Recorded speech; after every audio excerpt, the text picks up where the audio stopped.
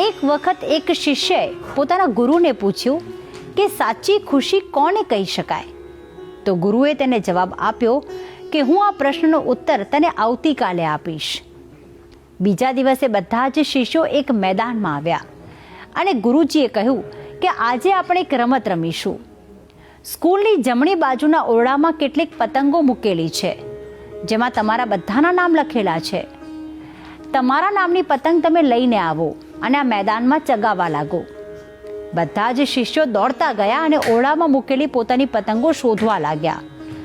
પરંતુ બધા વચ્ચે એટલી ધક્કામુક્કી થઈ કે બધી જ પતંગો ફાટી ગઈ અને તેઓ વિલા મોઢે ગુરુજી પાસે પાછા આવ્યા.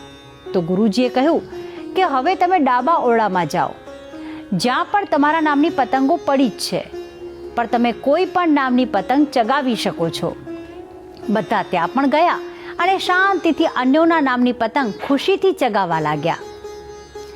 આ નાનકડી સુંદર વાત એ શીખ આપે છે કે જ્યારે તમે માત્ર પોતાની જ ખુશી શોધો છો તો તમને તે શોધવામાં વાર તો લાગે જ છે, પણ તે કાયમી રહેતી નથી. પણ જ્યારે તમે અન્યોની ખુશીનો વિચાર કરો છો તો તે ખરેખર આપને સાચી ખુશી પ્રાપ્ત કરાવે છે. અને હવે આ વાત એક સુવિચાર દ્વારા પણ સમજી લઈએ.